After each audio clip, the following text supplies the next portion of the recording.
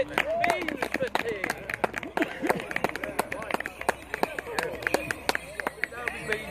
Almost put on the index by the Pope, this one. Right. Wear my special disinfected gloves to clutch this instrument. Right. Ladies and gentlemen, dear friends, I would like to present to you, if this lot shut up so everybody else can hear me, I would like to present to you on this fine May Day morning the very ship's foghorn of His Majesty's ship, Black Merkin. I know this to be true because the man in the pub who sold it for me for the bargain price of £3,000 said it was so, and I believed him. By sheer coincidence, Black Merkin's keel was laid on May Day morning 200 years ago, this very day in 1816 at His Majesty's Dockyard, Sheerness. Black Merkin's hull was completed 3 months later, but it wasn't very good, so they dismantled it and took the pieces to His Majesty's Dockyard, Chatham. 3 months later, they discovered that it still wasn't very good, so they dismantled it and took the pieces to His Majesty's Dockyard, Herne Bay, where they reassembled the hull again. Still, it wasn't very good, so they dismantled it once more and took the pieces down to His Majesty's Dockyard, Snodland, where they reassembled it again.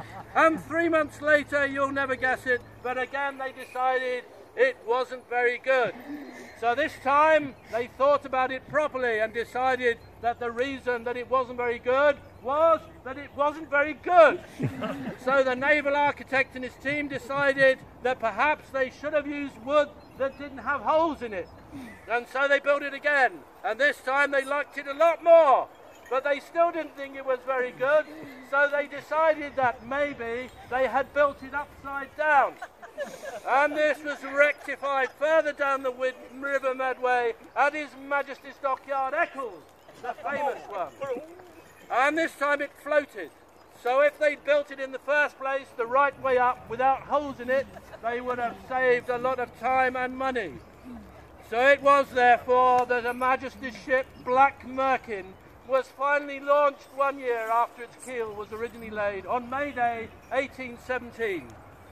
During November that year, HMS Merkin was on patrol in the English Channel near the Goodwin Sands when foul weather came upon them and a dense fog descended. Unsighted, the Merkin's commander, a certain Captain Bates, a master of his trade, ordered that the ship's foghorn be sounded. This very foghorn, my friends. Unfortunately, due to deep naval cuts at the time, the ship's foghorn, as you can see, was manufactured of fairly diminutive size to save spending too much money on brass.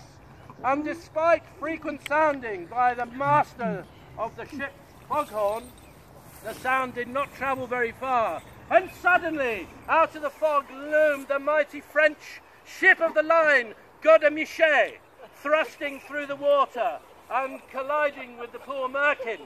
Fortunately not amidships, but near her rear end, known to the more educated amongst us as her stern. The damage was enough to disable the Merkin's rudder, as well as knocking a massive hole in her side, and she foundered, settling in the water and coming to rest on the sandbank below. Fortunately not deep enough for the water to cover her decks.